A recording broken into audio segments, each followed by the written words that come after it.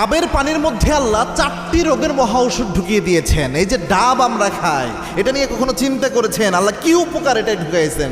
বর্তমান বিজ্ঞান প্রমাণ করেছে। একটা আর্টিকেলে পড়ে আমি অবাক হয়ে গেলাম, আল্লাহু আকবার, আল্লাহ কত নিয়ামত এই ডাবের পানির মধ্যে ঢুকিয়ে দিয়েছেন 1450 বছর আগে।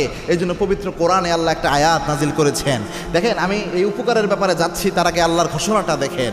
আল্লাহ রাব্বুল আলামিন পবিত্র কোরআনে জানিয়েছেন, ওয়া ইয়াতাফাক্কারুনা ফি খালকিস সামাওয়াতি ওয়াল আরদ।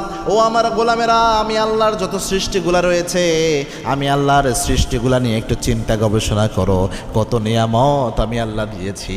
ফাতাবারাকাল্লাহু আহসানুল খালিকিন, কত চমৎকার আল্লাহর সৃষ্টি।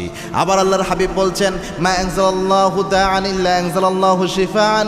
আল্লাহ এমন কোন রোগ পৃথিবীতে দেয় নাই যে রোগের শেফা আল্লাহ রাব্বুল আলামিন দেয় নাই। লিকুল্লি দাইন দাওয়া, সব রোগের শেফা আল্লাহ ঢুকিয়ে দিয়েছেন পৃথিবীর মধ্যে। ন্যাচারাল যে প্রকৃতি